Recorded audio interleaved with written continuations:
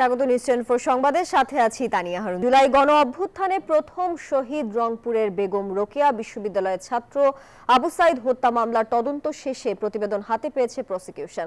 30 জনের বিরুদ্ধে প্রতিবেদন দাখিল করেছে তদন্ত সংস্থা। প্রতিবেদন ও অন্য ডকুমেন্ট পর্যালোচনা করে রোববার ফরমাল চার্জ গঠন করা হবে জানিয়েছেন প্রসিকিউটর মিজানুল ইসলাম।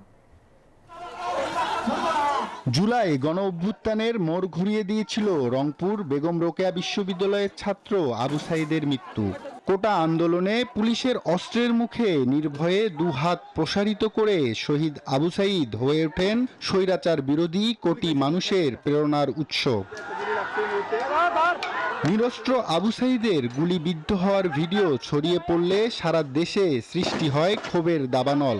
এই হত্যাকাণ্ডের প্রতিবাদে সোচ্চার হন বহু মানুষ, যাতে আরও গতিশীল হয় কোটা সংস্কার আন্দোলন। তার ধারাবাহিকতায় ছাত্র জনতার অভ্যুত্থানের মুখে গত 5 আগস্ট ভারতে পালিয়ে যান শেখ হাসিনা।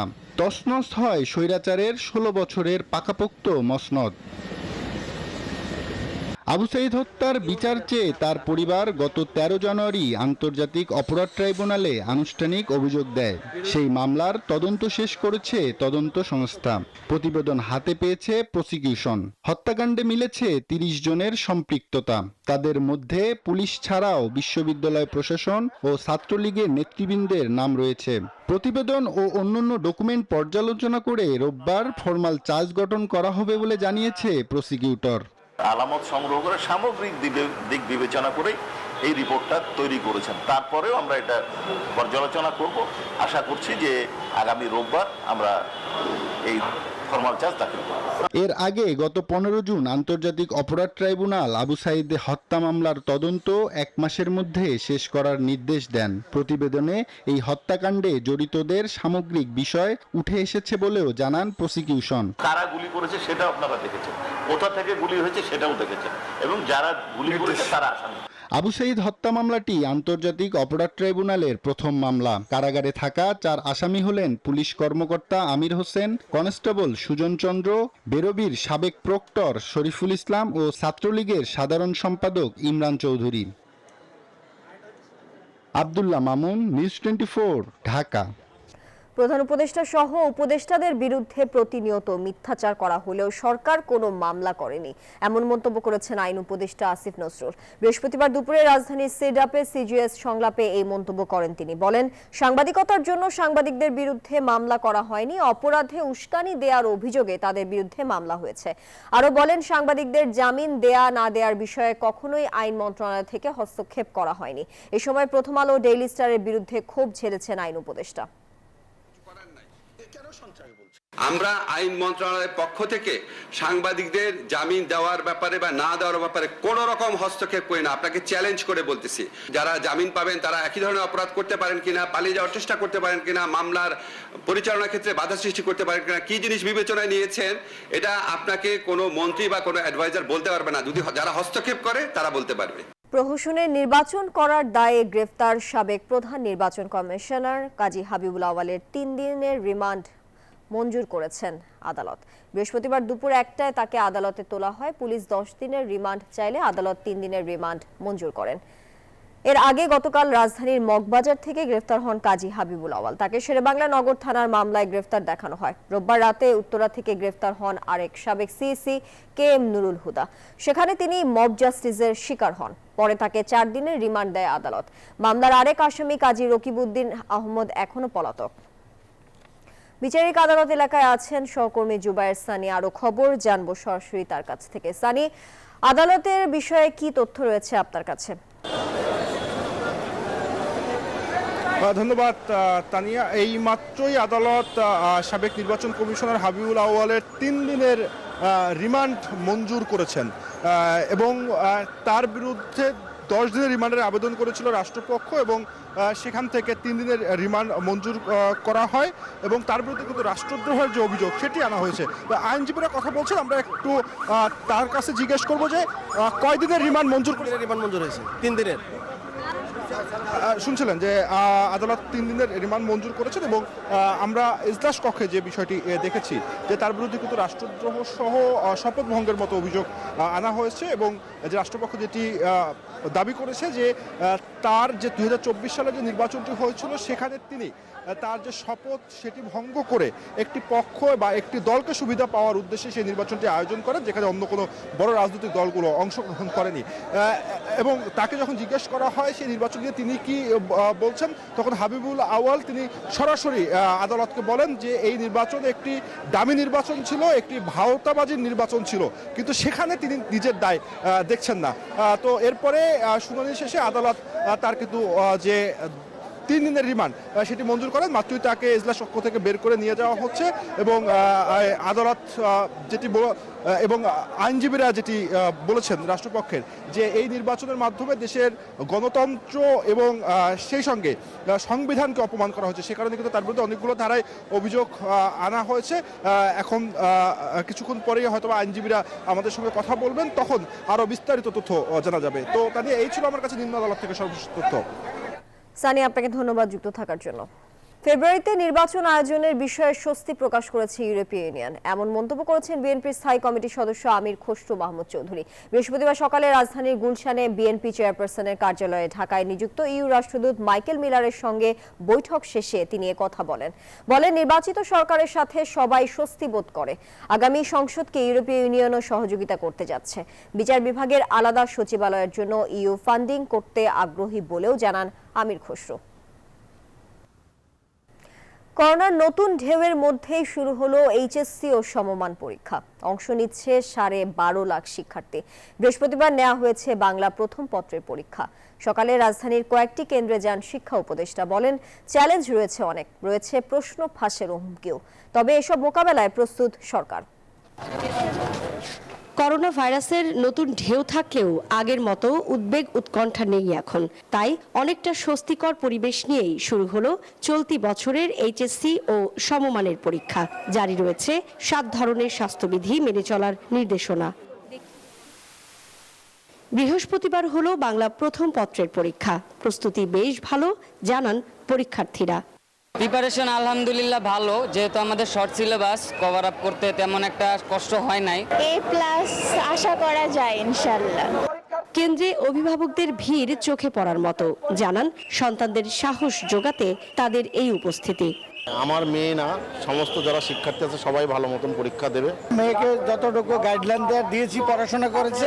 কেন্দ্রের বাইরে জনসমাগম নিয়ন্ত্রণ, সচেতনতায় থাকছে নানান ব্যবস্থা, সোচ্চার থাকছেন স্বেচ্ছাসেবীরা। সকালে মিরপুর ভাসানটেক সরকারি কলেজ পরীক্ষা কেন্দ্রে যান শিক্ষা উপদেষ্টা, বলেন রয়েছে অনেক চ্যালেঞ্জ। এইচএসসি পরীক্ষা আজকে থেকে আমাদের শুরু হলো। আমরা মনে করি যেভাবে সম্পন্ন করেছি আগের পরীক্ষাটা এবারও সেভাবে হবে। চ্যালেঞ্জ অনেক, এবং অতীতের যে আমাদের যে সমস্ত অভিজ্ঞতা ছিল, প্রশ্নপত্র ফাঁস থেকে শুরু করে অন্যান্য সমস্যাদি ছিল, সেগুলো থেকে আমরা শিক্ষা লাভ করে যেভাবে এসএসসিটা করেছি, এইচএসসিটাও আমরা সেভাবে অর্গানাইজ করতে চেষ্টা করছি। পরীক্ষা শেষে হাসি মুখেই বের হন শিক্ষার্থীরা, বলেন প্রশ্নপত্র ছিল আশানুরূপ। সৃজনশীলের দিক থেকে ভালো এসেছে, বাট এমসিকিউটা একটু হার্ড হয়েছে। এমসিকিউটা পাওয়ার পর মনে হয়েছিল একটু হার্ড, কিন্তু সিকিউটা পাওয়ার পর এত ভয় আর কাজ করে না ভিতরে। কোশ্চেন সহজে আসছে, এমন কঠিন আসে নাই। দেশের 2797টি কেন্দ্রে পরীক্ষায় অংশ নিচ্ছে 12,51,000 পরীক্ষার্থী। সুকন্যা আমির, নিউজ 24, ঢাকা। অর্থ উপদেষ্টা এনবিআর সংস্কার ঐক্য পরিষদকে ডাকেননি, যদি ডাকতেন তবে অবশ্যই আলোচনা হতো, এমন মন্তব্য করেছেন এনবিআর সংস্কার ঐক্য পরিষদের সভাপতি। বৃহস্পতিবার এনবিআর ভবনের সামনে সশস্ত্র বাহিনীর বাধার মুখে এনবিআর ভবনের গেটে কথা বলেন তিনি। সকালে পূর্ব ঘোষণা অনুযায়ী এনবিআর ভবনে কলম বিরতি অবস্থান কর্মসূচি পালন করতে এলে সশস্ত্র বাহিনীর বাধার মুখে এনবিআর ভবনের গেটেই অবস্থান নেন আন্দোলনরত কর্মকর্তারা। এ সময় এনবিআর চেয়ারম্যানের পদত্যাগের স্লোগান দিতে থাকেন কর্মকর্তারা। অভিযোগ করেন নির্ধারিত কলম বিরতির আগে তারা যে নিয়মিত সেবা দিয়ে থাকেন তা দিতেও বাধা দেয়া হচ্ছে।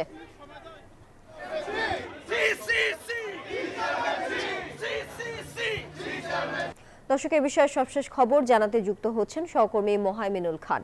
মোহাইমিন, এনবিআর কর্মকর্তা কর্মচারীদের বিক্ষোভের এখন কি পরিস্থিতি দেখছেন, আর বিক্ষোভকারীরা কি বলছেন?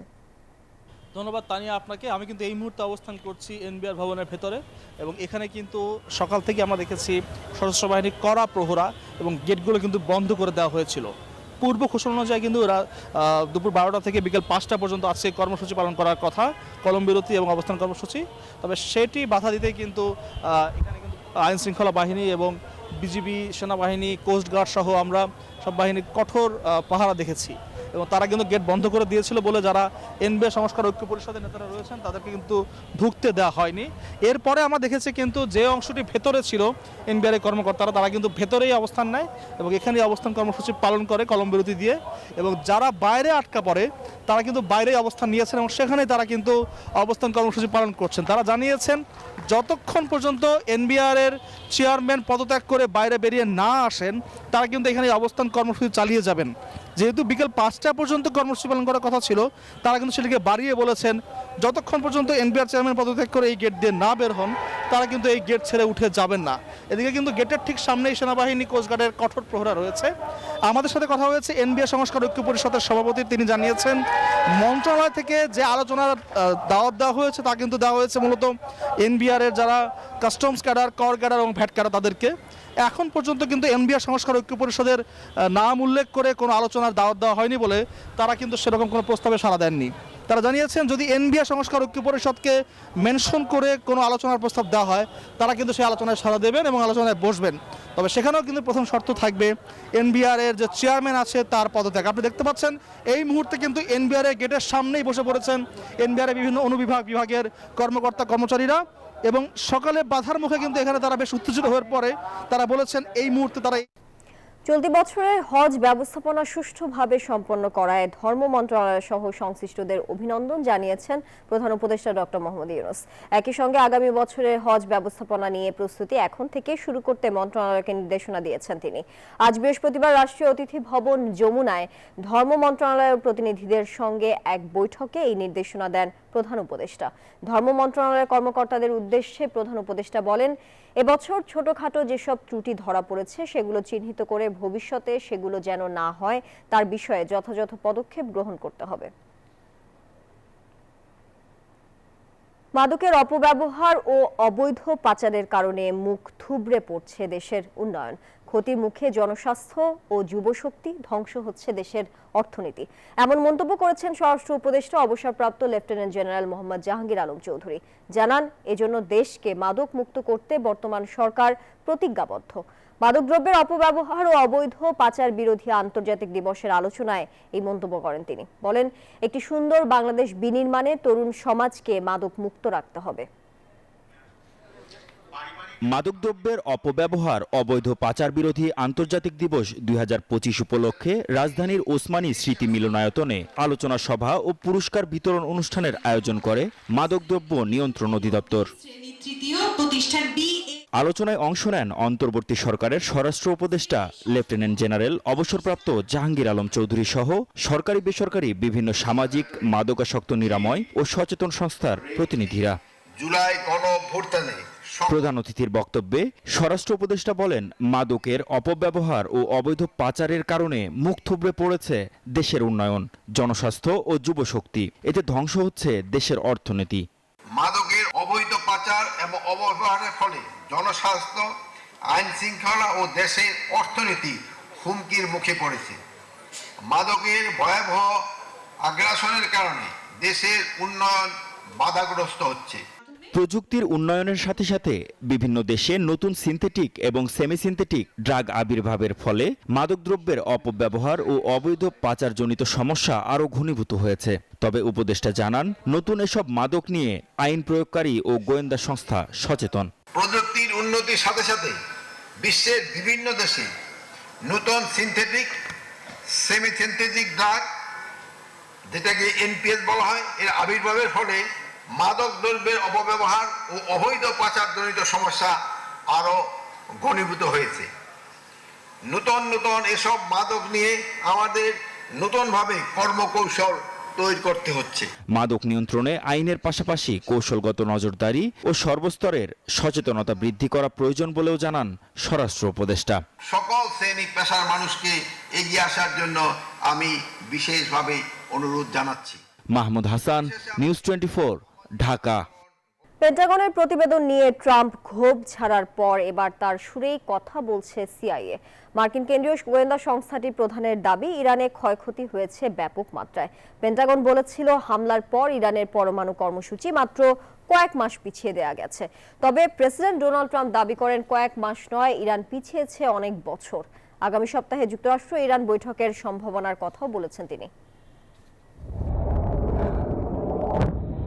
যুক্তরাষ্ট্রের হামলার পর ইরানের পরমাণু কর্মসূচি কতটা পেছালো তা নিয়ে পক্ষে বিপক্ষে চলছে আলোচনা সমালোচনা। একদিন আগেই মার্কিন প্রতিরক্ষা দপ্তর পেন্টাগন তাদের প্রাথমিক প্রতিবেদনে জানায়, ইরানের পরমাণু কর্মসূচি পুরোপুরি ধ্বংস করা যায়নি, তাদের কর্মসূচি কয়েক মাস পিছিয়ে দেয়া গেছে মাত্র। এমন প্রতিবেদন মার্কিন সংবাদ মাধ্যমে ফাঁস হওয়ার পর ক্ষোভ ছাড়েন প্রেসিডেন্ট ডোনাল্ড ট্রাম্প। তার দাবি, অনেক বছর পিছিয়ে গেছে ইরান, ধসিয়ে দেয়া হয়েছে তাদের পরমাণু কর্মসূচি। যারা এমনটা মানছে না তারা দেশদ্রোহী, এমন তকমাও দেয়া হয় ট্রাম্প প্রশাসনের পক্ষ থেকে। এবার সেই পথে হাঁটল মার্কিন কেন্দ্রীয় গোয়েন্দা সংস্থা সিআইএ। ট্রাম্পের সুরেই সংস্থাটির প্রধানের দাবি, ইরান কয়েক বছর পিছিয়ে গেছে, তাদের পরমাণু কর্মসূচিতে হামলায় ক্ষয়ক্ষতির মাত্রাও ব্যাপক। ক্ষতির কথা স্বীকার করছে ইরানও, যে কোনো হামলা বা আগ্রাসন মোকাবেলায় প্রস্তুত থাকার কথাও জানিয়েছে দেশটি।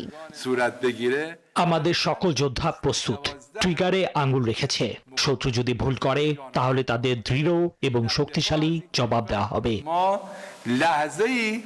ইরান ইসরায়েল সংঘাত আপাতত স্থগিত।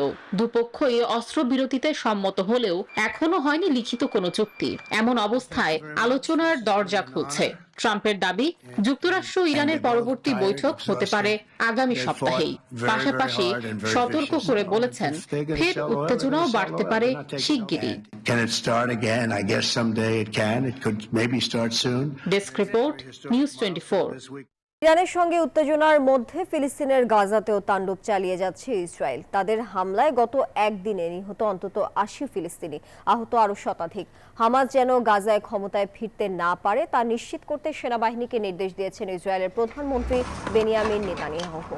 এদিকে ফিলিস্তিনের পশ্চিম তীরেও চলছে আগ্রাসন। রামাল্লার কাফর মালক এলাকায় ইসরায়েলি হামলায় অন্তত ৩ জন নিহত হয়েছেন, আহত আরও বেশ কয়েকজন। প্রযুক্তি বিশ্বে নতুন এক ইতিহাস তৈরি করলো এনভিডিয়া। কৃত্রিম বুদ্ধিমত্তার চিপ নির্মাণে তাদের অসামান্য সাফল্য কোম্পানিটিকে নিয়ে গেছে এক নতুন উচ্চতায়। বুধবার তাদের শেয়ারের দাম 4%-এরও বেশি বেড়ে বাজার মূল্য পৌঁছেছে $3.76 ট্রিলিয়ন, যার মাধ্যমে মাইক্রোসফটকে ছাড়িয়ে তারা অর্জন করেছে বিশ্বের সবচেয়ে মূল্যবান কোম্পানির মর্যাদা।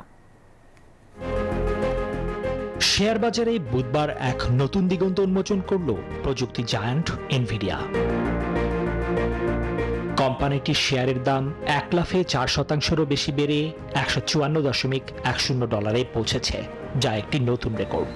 এর ফলে এনভিডিয়ার মোট বাজার মূল্য এখন $3.76 ট্রিলিয়ন, যা সত্যি অভাবনীয়।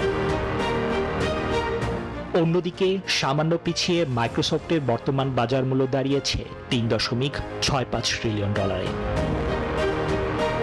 বিশ্লেষকদের মতে, কৃত্রিম বুদ্ধিমত্তার চিপ নির্মাণে এনভিডিয়ার একচ্ছত্র আধিপত্য এবং এই খাতে চলমান সোনালী ঢেউই তাদের এই ঐতিহাসিক সাফল্যের মূল চালিকা শক্তি। নিবির আমিন, নিউজ 24। নিউজ 24 সংবাদ এখন এই পর্যন্ত। এতক্ষণ সঙ্গে থাকার জন্য সবাইকে ধন্যবাদ।